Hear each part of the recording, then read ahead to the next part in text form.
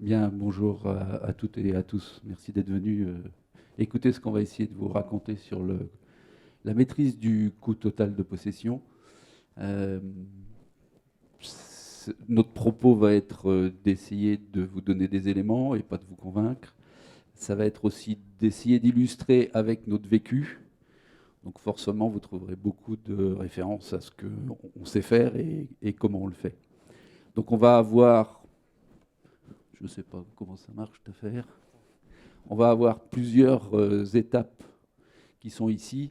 Rapidement vous dire qui est la marque NJ Solutions et les équipes qui la composent. On parlera du contexte, on regardera la notion théorique du coût de possession. En face, on mettra un petit peu les expertises qui sont nécessaires pour bien s'approprier le coût de possession. On regardera la méthodologie lorsqu'un projet naît pour être sûr qu'on a à peu près regardé sous tous les angles les éléments du coût de possession. On vous parlera d'un engagement qu'il est important, si vous êtes un jour acheteur d'un ensemble, d'obtenir de la part de votre prestataire. Quelques exemples, et puis on passera ensuite à la conclusion et puis à des échanges, questions-réponses si vous le souhaitez. Donc on va attaquer avec NJ Solutions. Donc NJ Solutions a été décidé par nos dirigeants sur la volonté d'être extrêmement orienté vers les industriels français, avec la nécessité de répondre à un maximum de besoins d'expertise, que ce soit de façon très pointue ou de façon très très large, sur la base de projets industriels complets. 50 000 personnes, 10 milliards d'euros de chiffre d'affaires, et surtout une approche un petit peu différenciée selon qu'on va s'adresser aux villes des territoires, aux bâtiments tertiaires et aux entreprises de proximité. Et puis après, il y a un volet qui nous intéresse un peu plus aujourd'hui. Ce sont les ensembles industriels français. Là-dessus, bien évidemment, la signature du groupe avec la notion de zéro carbone. On va pouvoir aller sur la suite avec un petit mouvement d'un petit carré, là. On va vous parler de conception, on va vous parler de technique et de production d'énergie autour du process. On regardera aussi un petit volet serviciel parce que le coût total de possession en tient compte. Alors les expertises qui sont rassemblées au sein de NJ Solutions, comme ça vous aurez une connaissance un petit peu plus détaillée, sont de 4 ordres majeurs, qui sont donc tout ce qui est génie climatique, réfrigération, sécurité, incendie, anciennement porté par Axima. Ensuite, toute la partie distribution électrique, robotique, système d'information, c'était Ineo. Vous avez également toute la partie énergie, donc production, distribution, efficacité énergétique, c'est Cofeli. Et puis enfin, tout ce qui est réseau industriel, tuyauterie et autres, sous la marque Endel, pour nous accompagner de structures un peu plus spécialisées. Donc la partie ingénierie amont, schéma directeur et autres, surtout portée par Eras. Et puis une partie, tout ce qui est système de production autour de la cosmétique, de l'agroalimentaire, des process associés par Pierre Guérin Technologies. Voilà. 2 mots sur le contexte. Alors, on a volontairement voulu, sur le slide qui est présenté maintenant, se positionner d'abord avant le Covid. Parce que le Covid, c'est un événement particulier. Et on a voulu regarder ce qui se passait d'une façon, je vais dire, récurrente et linéaire pour la France, dans ce qui est la production des médicaments. Alors on se rend compte que même si tout le monde chez nous dit on est un grand pays, eh ben on a des gens autour de nous, la Suisse, l'Allemagne, excusez-moi, l'Italie, qui produisent plus que nous. Quand je dis plus que nous, c'est en valeur, c'est pas en quantité. Donc ça, c'est la première chose. Et puis,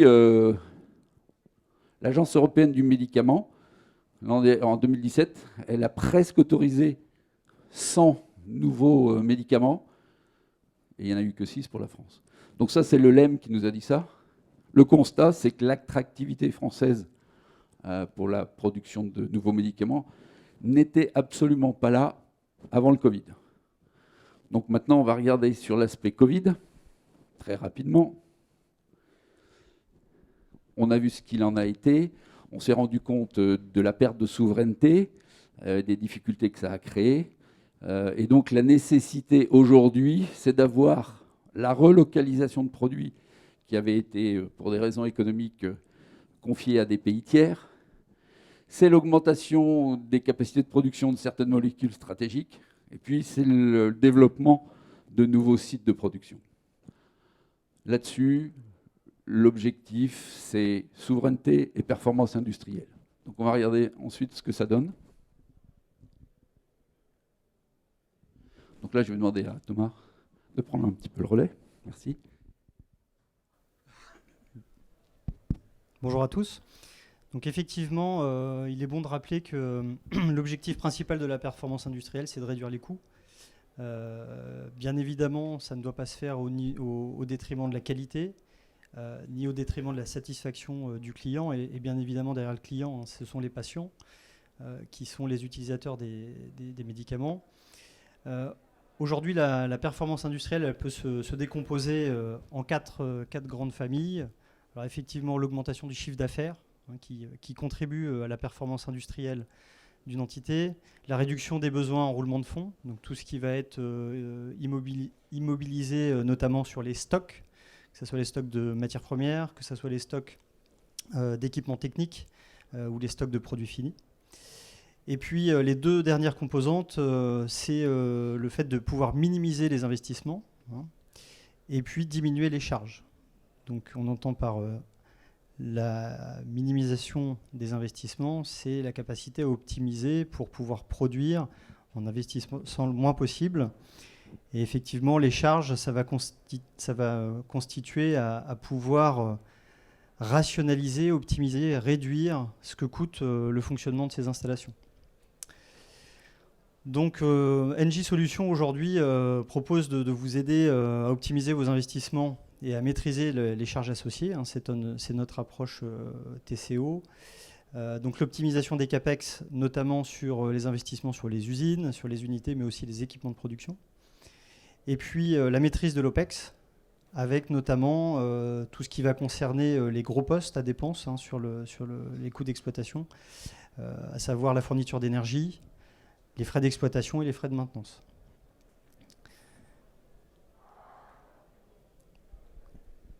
Alors bien évidemment, quand on parle du coût de possession globale, ce qui est important, c'est de rappeler comment ce coût de possession se décompose.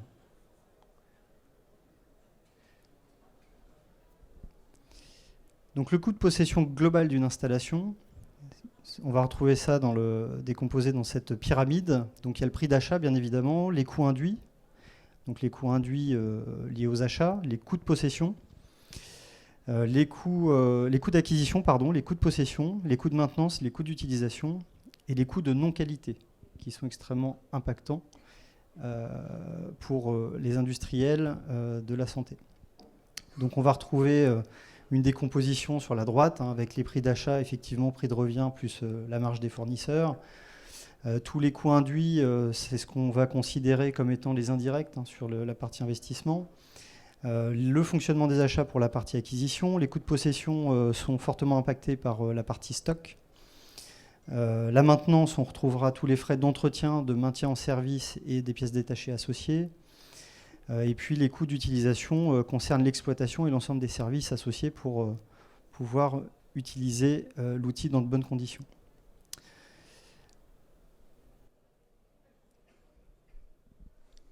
Est-ce qu'on pose une question tout de suite ? On voit sur le schéma qu'on a choisi de vous présenter 3 volumes de coûts. Est-ce que vous avez une idée du ratio entre le coût d'exploitation et les autres coûts ? Est-ce que quelqu'un peut annoncer ou avancer un chiffre ou pas ? Non ? Pour ce qui nous concerne, les études ont montré que la partie exploitation, en termes de coût de possession, représente 75 à 80% du montant total. Et en face de ça, on se focus beaucoup sur la partie conception et réalisation. Donc ça nous interpelle, et c'est la raison pour laquelle on a choisi de communiquer sur cette partie approche globale, parce qu'on peut même rajouter tout au bout de la courbe rouge, quand elle revient vers le zéro, la partie déconstruction du bien et préparation de l'investissement suivant. Mais quand même, la courbe rouge, c'est la représentation de 75 à 80% du coût total de possession. Vas-y. Alors effectivement, dans l'interrogation qu'on porte à l'écran, ça vient d'un constat d'étonnement. On intervient sur beaucoup de consultations de la part d'industriels, soit en direct, soit par l'intermédiaire de cabinets spécialisés. Et la dominante CAPEX reste aujourd'hui le seul élément qui permet de se voir attribuer une installation en termes d'études et de réalisation. Et la notion de coût d'exploitation associée à ces outils est très rarement évoquée. Je dis bien évoquée, hein. Je ne parle même pas de chiffrer ou d'étudier. Ça ne fait pas partie aujourd'hui des axes sur lesquels les industriels nous demandent de travailler, nous fournisseurs, installateurs. Et on pense que ça doit changer parce que, compte tenu du fait que la part exploitation pèse 75 à 80% du coût d'une installation sur son cycle de vie, on se dit que on a la possibilité de vous accompagner avec une maîtrise qui est beaucoup plus étendue qu'un simple montant forfaitaire sur une installation CAPEX. Et c'est tout l'enjeu de cette présentation, c'est de pouvoir vous expliquer que ce nouvel axe de réflexion autour des attributions de marché, autour des montages projets, doit permettre à terme de mieux maîtriser le coût de possession globale de vos installations. À partir du moment où on est en capacité de mieux les maîtriser, on va pouvoir mieux les optimiser, voire les réduire. Et effectivement, c'est un levier fort, c'est un axe fort que nous, on a identifié en tant que créateur de solutions pour pouvoir vous aider à regagner de la performance industrielle, avec l'objectif de pouvoir, à terme, alors c'est un challenge qui est ambitieux, mais revoir les industries se repositionner, se relocaliser sur le territoire pour pouvoir justement s'intégrer dans cette démarche de souveraineté sur les produits essentiels au territoire national.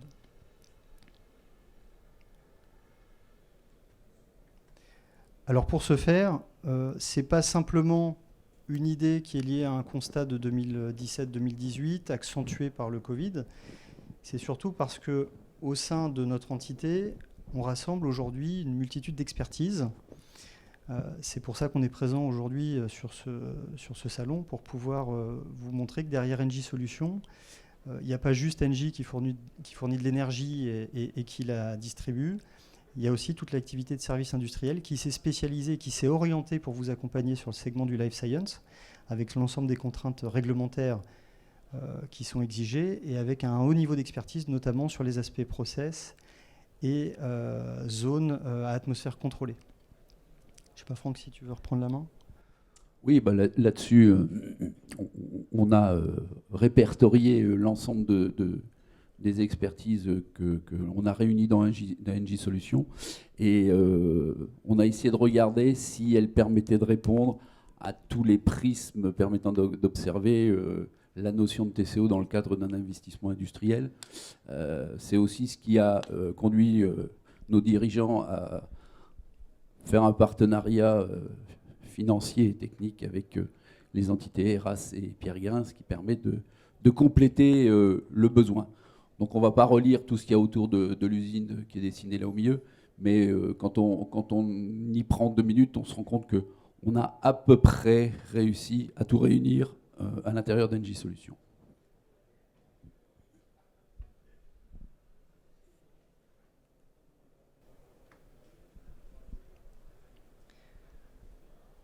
Le fait d'avoir rassemblé l'ensemble de ces expertises et d'être en capacité de les faire fonctionner ensemble, parce que ce n'est pas juste une juxtaposition de compétences, hein. il y a une vraie organisation au-dessus de l'ensemble de ces compétences qui permet de les faire fonctionner de façon efficace, de façon fluide, de façon coordonnée. Et tout ça aujourd'hui nous permet d'adresser l'ensemble des composantes du TCO, à savoir le développement de projets, des audits, des tests, les diagnostics énergétiques, puisqu'on a cette dominante aussi dans le groupe. Bien évidemment, tout ce qui va concerner les mises en conformité, les avant-projets et puis la partie BIM. On a des capacités de financement donc, qui peuvent permettre aussi d'être des leviers dans le cadre de la réduction du coût de possession globale. On a des solutions déconsolidantes, donc on reviendra dessus un petit peu plus tard. La dominante ingénierie et construction, avec, pour les expertises qui étaient présentées précédemment, la capacité à les réaliser en interne, donc avec une grande maîtrise de l'ensemble des sujets et des engagements forts à vos côtés. L'approvisionnement en énergie, qui fait partie aussi de nos solutions. On aura un volet un petit peu plus tard. L'exploitation et la maintenance font partie de notre quotidien sur une multitude de sites industriels. Et sur le life science, particulièrement sur l'Île-de-France et la région centre. Et puis, bien évidemment, le transfert et démantèlement, qui font partie aussi de nos compétences, en sachant que sur la dernière courbe d'exploitation, sur d'autres formats, vous verrez apparaître la partie démantèlement, qui doit faire partie des coûts d'exploitation, en sachant que notre point de vue par rapport à l'industrie du life science, c'est que s'il y a transfert et démantèlement, on va plutôt le repositionner dans la partie études pour, par exemple, une mutation d'unité de production ou développement d'un nouveau produit.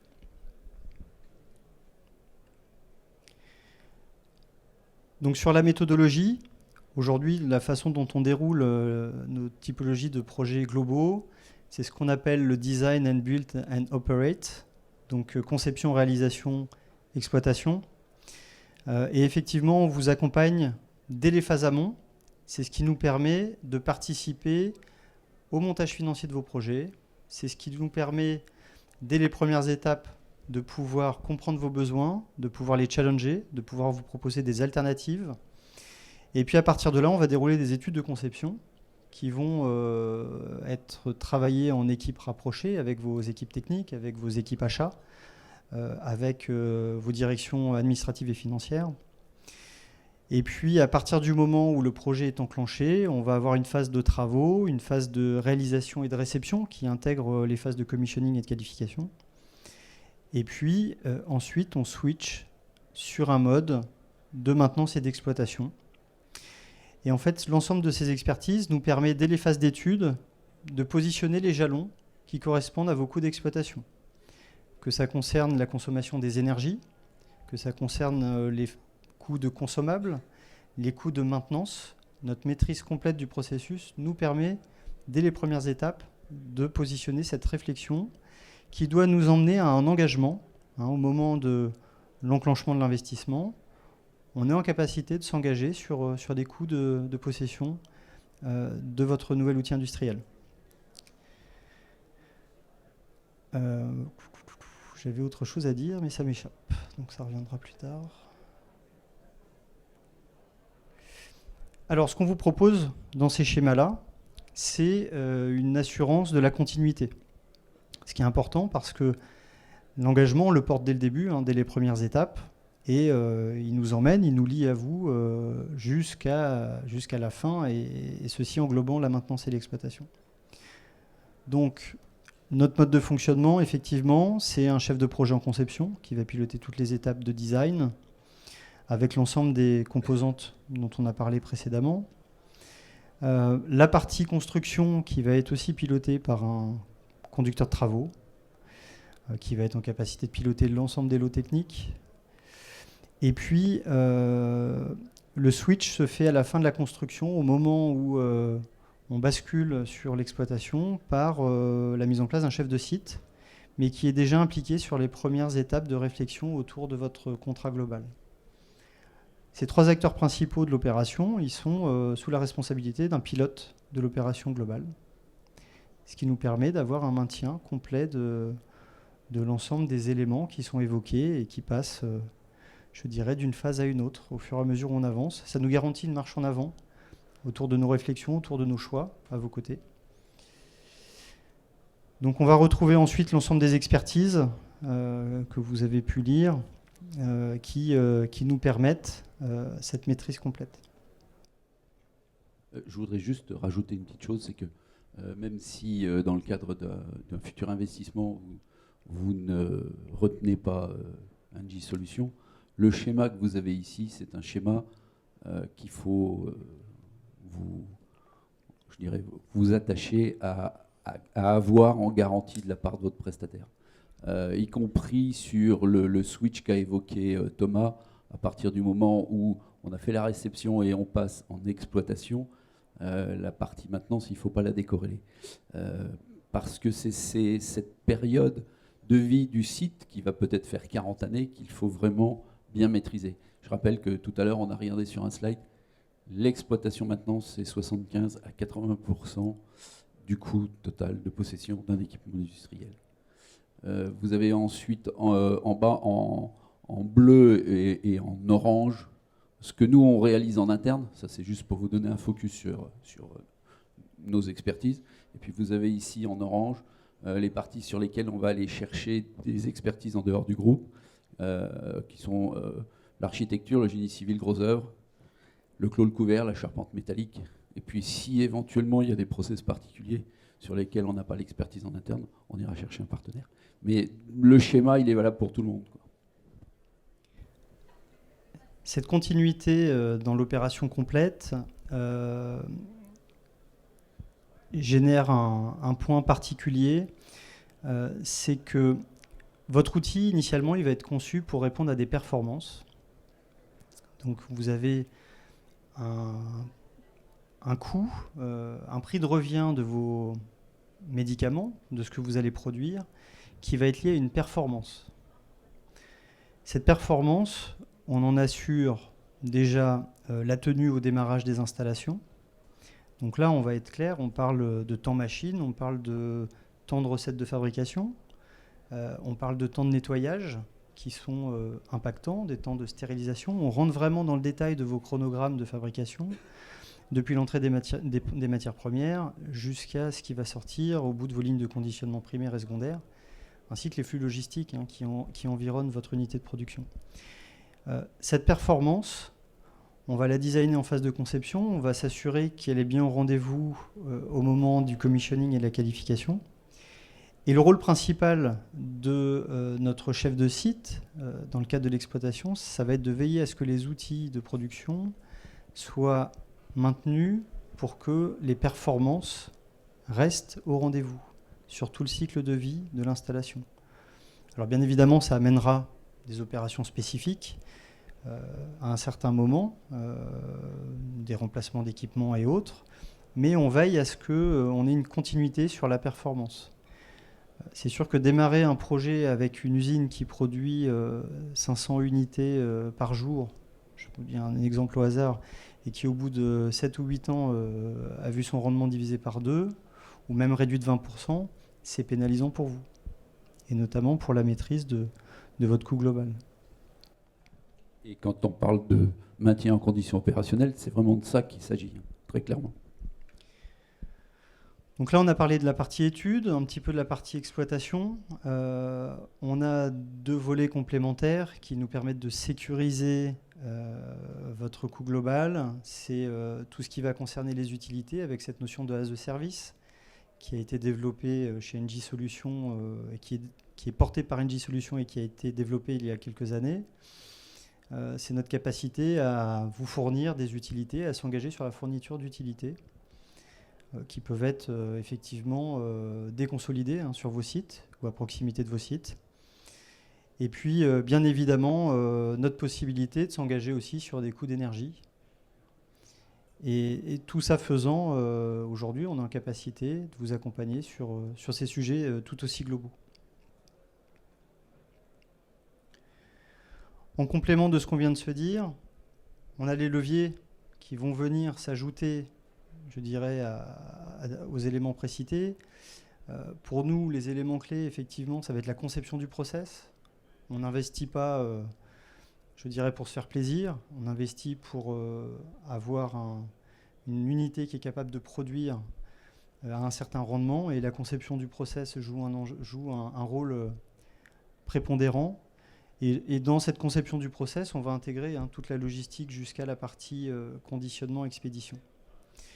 On a d'autres leviers qui viennent accroître l'optimisation du coût global, l'optimisation des surfaces. Et aujourd'hui, cette maîtrise du process et de la conception des zones à atmosphère contrôlée nous permet de rationaliser, d'optimiser de façon significative les postes que cela génère, et en CAPEX et en OPEX. Bien évidemment, le BIM, dont tout le monde parle, mais effectivement, c'est un vrai outil pour nous pour pouvoir optimiser l'exploitation des bâtiments et des installations. La robotique qui permet aussi de réduire les coûts de production. L'optimisation des surfaces, on a parlé. Le fast track. Donc le fast track, c'est notre capacité à engager, après une étude de conception, un projet directement en réalisation sans passer par les étapes classiques de consultation, de challenge et autres. On s'engage avec un prix maximum garanti dès les premières étapes. Et le fast track, c'est ce qui va nous permettre de vous garantir le respect de votre time to market. Bon, les médicaments, ça a toujours été la course, je dirais, pour livrer les installations et les bâtiments le plus tôt possible. Le Covid amplifie cette course aux outils de production qui vont être lancés dès que les premiers vaccins seront autorisés sur le marché. Et donc la piste du fast track est un vrai levier. La déconsolidation, on en a parlé rapidement, l'efficacité énergétique, avec tout ce que ça peut induire. Le management des risques, il ne faut pas oublier que sur ce type d'opération, nous on déploie une stratégie de management des risques qui va nous permettre d'endosser beaucoup de vos risques industriels. Donc ça, c'est sécurisant pour vous. Le management des données, la maintenance prédictive, la supervision, l'hypervision qui permettent de piloter et d'assurer la traçabilité des produits fabriqués, la réglementation, donc que ce soit la réglementation, l'ensemble des codes qui sont applicables sur le territoire, mais aussi, je dirais, la réglementation à laquelle on doit se plier en fonction des marchés que vous adressez. Et puis, une notion d'évolutivité qu'on veut dès les premières étapes, à vous livrer un outil, à concevoir et à livrer un outil qui sera le plus évolutif possible. On sait que la flexibilité fait partie des gros enjeux. Avec une logique très simple, c'est que dans toute opération d'investissement industriel, le mètre carré le moins cher, c'est celui qui n'est pas construit. Donc ça fait partie vraiment d'une préoccupation qu'on a pour vous dans le cadre de ces relations qu'on peut établir ensemble.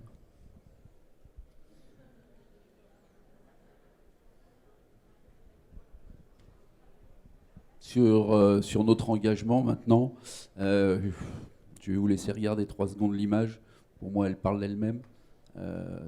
L'assurance de la continuité qu'on évoquait tout à l'heure, elle est là. C'est-à-dire que le fait d'avoir un patron de projet qui fédère des équipes autour de lui, donc équipes qui sont évolutives en quantité et en qualité selon les différentes phases, c'est représenté ici.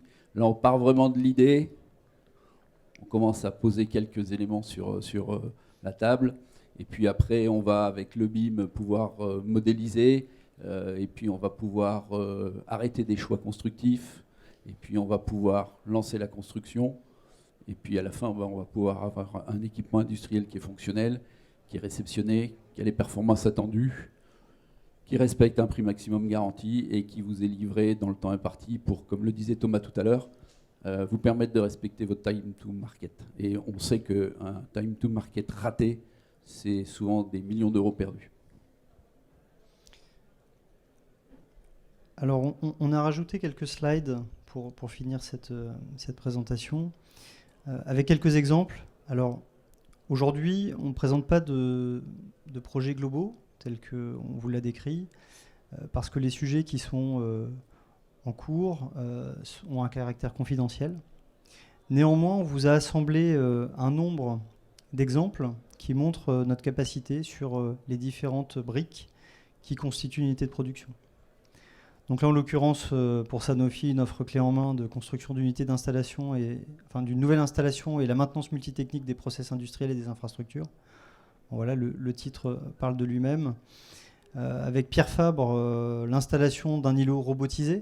Donc on a une maîtrise, une expertise. D'ailleurs, je vous invite à nous rejoindre sur le stand après, puisqu'on a un magnifique Kobo qui est en démonstration. Les autres sujets, une externalisation d'utilité sur un site qui fabrique des dispositifs médicaux et qui nous a conduit, au terme d'une étude complète de l'utilisation des utilités sur un site, à proposer une unité de production d'énergie séparée, un CUP, un Central Utility Production Building. Une unité de production complète, salle blanche, fabriquée donc avec 1800 m² en ISO 7. Donc ça, c'est notre expertise sur la partie zone atmosphère contrôlée.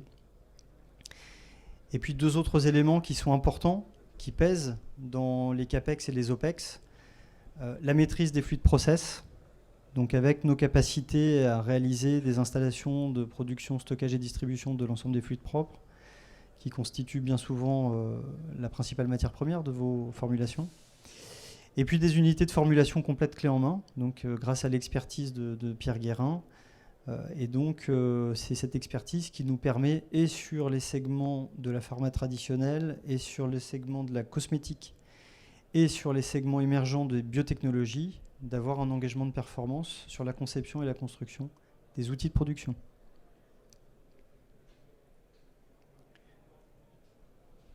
En conclusion, aujourd'hui, ce qu'on vous propose, c'est une offre différenciante par rapport à ce qui se fait sur le marché. C'est une offre qui est récente, et c'est pour ça que les premiers sujets en cours ne sont pas présentés compte tenu du caractère confidentiel. On a donc identifié un certain nombre d'enjeux que sont les vôtres au quotidien, et particulièrement lorsque vous devez faire le choix d'investir. Et on a des solutions en réponse à l'ensemble de ces enjeux, notamment pour la maîtrise des risques, l'accompagnement global sur vos projets avec un interlocuteur unique. Ça, on insiste sur ce point-là, il est fondamental. La maintenance et le maintien des performances industrielles de vos installations. Et puis l'accompagnement vers une transition énergétique. Et là, effectivement, l'objectif étant de vous proposer des énergies plus vertes, mais en parallèle de ça, de vous proposer des installations plus sobres. Voilà pour ce qu'on pouvait dire de notre capacité à vous accompagner sur ces sujets de TCO qui sont fondamentaux pour, je dirais, l'avenir des installations et des investissements sur Life Science en France. Du moins, c'est ce qu'on pense. Et maintenant, c'est le moment de nous poser des questions, si vous en avez. S'il y a des sujets que vous voulez qu'on réaborde ou s'il y a des précisions, on s'approchera de vous avec le micro pour vous permettre de poser votre question. La première question étant toujours la plus difficile, est-ce qu'il y a quelqu'un qui a besoin d'une précision ou de réaborder un sujet ?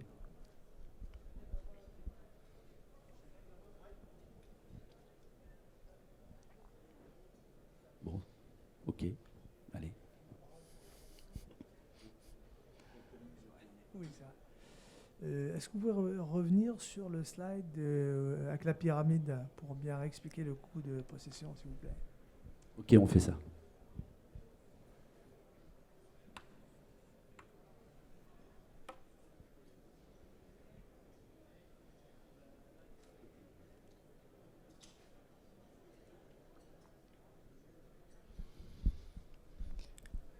Donc le coût de possession total d'une installation, c'est l'ensemble des items qui figurent sur cette pyramide.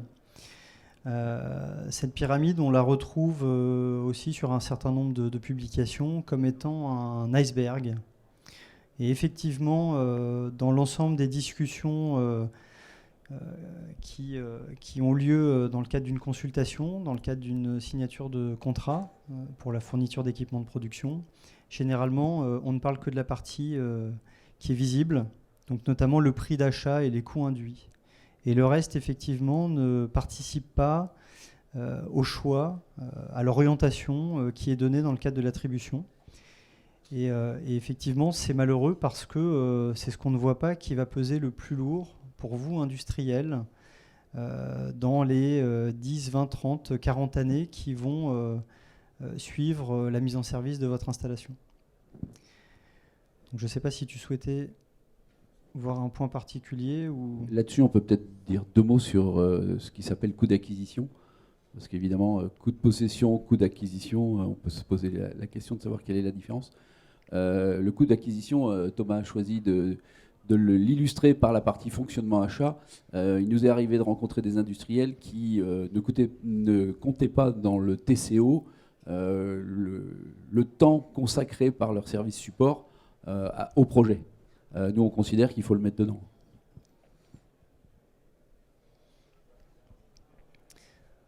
Est-ce qu'il y a une autre question ?